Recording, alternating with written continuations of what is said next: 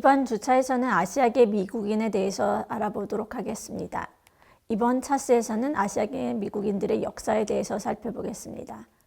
1635년에 동인도인 한 명이 제임스타운에 왔고 1790년대부터 인도인들의 미국 이민이 시작되었습니다.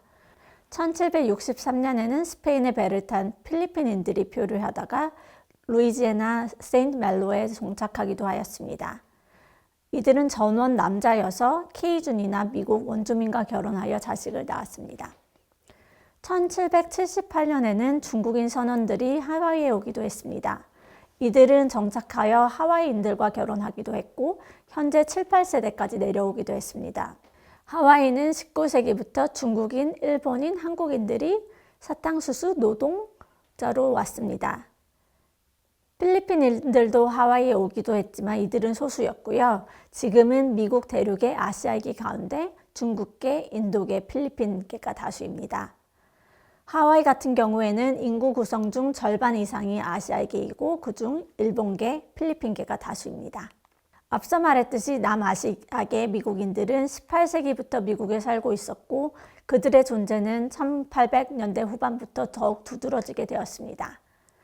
중국 이주민들은 1850년대에 처음으로 미국에 도착하였으며 멕시코인과 인도인에 이어 미국에서 세 번째로 큰 외국 출생 그룹을 형성하고 있습니다.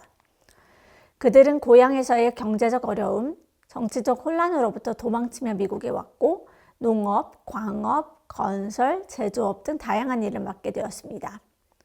마찬가지로 한국 이민자들도 1903년에 처음으로 미국에 도착했을 때 하와이 사탕수수 농장에 정착하며 농업 노동자로 일을 했고요. 일본 이민자들도 1890년대에 처음으로 미국에 도착했을 때 광산, 철도, 농업 분야에서 일을 시작하였습니다. 중국인들은 19세기 초반부터, 일본인들은 19세기 후반부터 미국 본토로도 이주했습니다. 자신들의 본국이 가난하고 먹고 살기 힘들어서 저임금 노동자로 온 그들은 주로 미국 본토의 철도 공사장에서 일을 했습니다. 이들은 숫자는 많지 않았지만 서부에 집중되었고 그 때문에 아시아계인들에게 미국이 먹힐지도 모른다며 서부 지역 백인들의 걱정을 사기도 했습니다. 그 때문에 20세기 초에 들어서 아시아계 이민들이 제한되었습니다. 1898년에 하와이가 미국 연방에 가입하면서 하와이에 살던 수천의 아시아계인들도 자동으로 미국인이 됩니다. 이는 1898년에 샌프란시스코에 살던 중국계 미국인이 제기한 소송을 받아들인 미국 연방대법원이 수정헌법 14조에서 미국에서 태어난 누구든 인종에 상관없이 미국인이라고 규정한 것을 인용했기 때문입니다. 그와는 별개로 미국 의회는 1880년대부터 아시아인들의 이민을 억제했고 이는 1940년대까지 이어졌습니다. 이러한 제한은 1920년대 쿼터제로 이어졌는데요. 아시아인들은 쿼터를 받지 못했습니다. 그러다가 1965년에 미국 이민법이 개정되면서 아시아인들은 미국으로 많이 들어오며 한국계들도 다수가 이 이후에 넘어간 사람들입니다. 베트남계들도 다수가 이때 난민으로 미국에 들어왔습니다. 현대 아시아 이민자들의 특징은 과거와는 달리 이미 본국에서 전문적인 직업을 갖고 있었다는 것입니다. 2009년에 아시아 이민자는 연간 이민 유입자에서 히스패닉을 제치기도 했고 현재에도 엄청난 수의 이민자들이 오며 히스패닉 라티노 계열과 1위를 다투기도 합니다. 특히 2000년부터 2010년 사이에 아시아계는 미국에서 가장 높은 증가율을 보였고 현재도 1, 2위를 왔다 갔다 합니다. 또한 2050년에는 흑인들의 인구를 앞지를 것이라는 전망이 크기도 합니다. 또 하나의 재미난 특징은 아시아계의 61% 이상이 대학 학사 이상입니다. 미국의 인도인 이민자 의사가 4만 8천 명 이상이 되며 필리핀인 의사는 2만 명, 파키스탄인 의사는 1만 명, 한국, 중국도 5천 명, 일본인 의사는 1,000명 정도가 된다고 합니다. 물론 앤드류 양 같은 미국 대통령 선거 도전자도 드물게 등장하고 있습니다. 19세기 후반에 시작된 것으로 아시아계 미국인들은 옐로우 페리라고 불렀으며 이 용어는 서양 사회가 동양 비백인종으로부터 서양을 침공하고 지배할 것이라고 두려워하는 것을 상징한 용어입니다. 이 차별적인 용어 이외에도 실질적인 폭력도 있었습니다. 예를 들어 중국인들은 19세기 후반에 차이나타운이 설립되는 과정에서 괴롭힘을 당했습니다. 2000년대 초반에 9.11 이후 이슬람 혐오가 증가하면서 시크교를 향한 낙인이 생기는 등 남아시아인들에게도 소외가 일어났습니다. 따라서 이들은 경제적, 학문적 성공에도 불구하고 불안을 경험했습니다. 또한 9.11 이후 남아시아인들은 점점 더 프로파일링 되면서 미국에서 필수 불가결한 시민이 되기 위해서 스템 분야의 교육과 직업을 선택하기도 했습니다. 따라서 아시아계 미국인들은 다양하고 오래된 이민 역사를 가졌음에도 불구하고 영원한 외국인으로 간주되었습니다. 다른 주차에서 이미 배웠지만 사회적 차별과 함께 미국 정부는 중국인 배척을 장려하고 암묵적으로 또는 명시적으로 배척 정책을 강화하기도 했습니다. 예를 들어 1882년에는 중국 배척법이 제정되었습니다. 이 법은 중국 이민자들이 노동자로서 미국에 입국하는 것을 제한하고 미국 시민권 획득을 금지했습니다. 이 법은 1943년에 폐지되었지만 1965년 미국 이민법이 유럽 이외의 이민자들이 미국에 입국하는 장벽을 허물기 전까지 중국 이민은 소수로만 허용되었습니다. 또 다른 사례는 2차 세계대전 때 프랑클린 루즈벨트 대통령이 9066번 행정명령에 서명하여 일본계 미국인들을 집중소에 가두는 조치를 했다는 것입니다.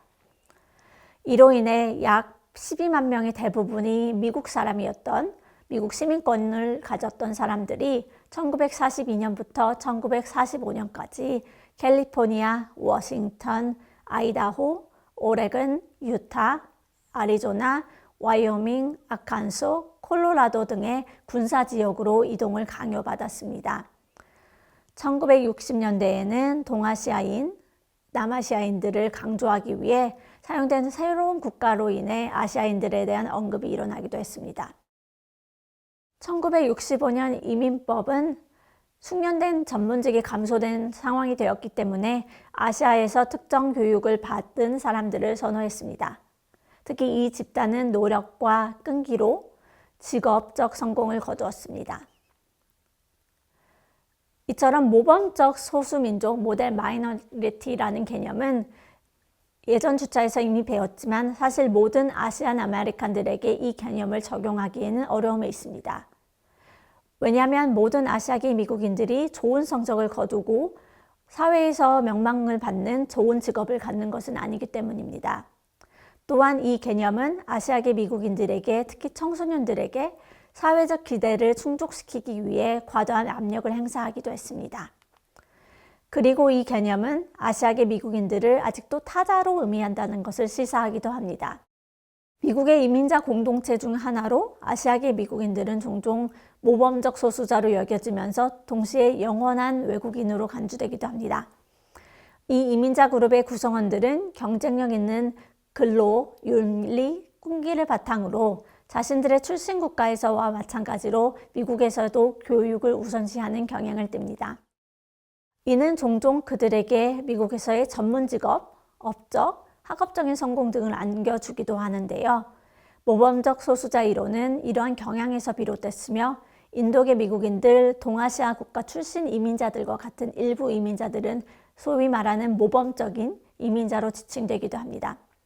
그러나 앞서 말씀드렸듯이 미국 사회에서 모범적인 이민자로 인정받는 동시에 그들은 점점 영원한 외국인으로 여겨지기도 합니다. 또한 학자들은 비백인 이민자와 소수민족들이 종종 어디 출신입니까? 라는 질문을 받는다고 보고했습니다. 이 질문은 일부 소수민족들이 미국적 정체성을 주장하는 것을 제한받는다는 가정을 포함하기도 하며 이는 그들의 사회적 상호작용과 정체성 형성에서 부정적인 영향을 미칩니다. 미국 내에서 출생했다는 것이 아니라 해외에서 출생했다는 것을 늘 간주하기 때문입니다. 이러한 영원한 외국인 스테레오타입은 이민자들이 어떻게 인식되는지 뿐만 아니라 그들이 그들의 일상생활에서 불안정한 상태에서 생활한다는 것을 설명하기도 하는데요. 다음은 아시아계 미국인들에 대해서 간단히 살펴보도록 하겠습니다. 인구적인 측면에서 본다면 2020년 기준 약 2,409만 명으로 아시아계 미국인들은 미국 인구의 6% 수준입니다. 미국 내에서 히스패닉 다음으로 가장 빠른 속도로 늘어나는 인종 그룹이기도 합니다. 이들은 유전적, 문화적으로 매우 다른 집단이지만 관습적으로 미국 기관에서도 이들을 아시아인으로 묶어서 인구 통계를 내고 있습니다. 아시아계 민족은 아시다시피 중국계, 한국계, 일본계, 베트남계, 필리핀계, 인도, 파키스탄, 방글라데시계 등등이 꼽히며 특히 베트남 당시 피난을 온 소수민족 몽족계도 많은 인구를 차지하고 있습니다. 동남아계로는 태국계와 인도계가 많은 편입니다. 말레이시아나 싱가포르는 주로 화교계이기 때문에 이들은 대다수가 중국계고요. 중국계 미국인 중에서 성씨가 림, 추아, 푼, 탄 등의 민남어 계열 성씨나 탕 같은 조주어 성씨를 가진 중국계들은 중국 본토 출신이 아닌 싱가포르나 말레이시아 화교 후예일 가능성이 높습니다. 또한 서아시아, 중앙아시아도 아시아에 들어가기는 하지만 이들을 아랍계, 이란계 미국인으로 따로 부르는 경우가 많기도 합니다. 아시아계에 대해서는 긍정적인 편견과 부정적인 편견이 동시에 존재합니다.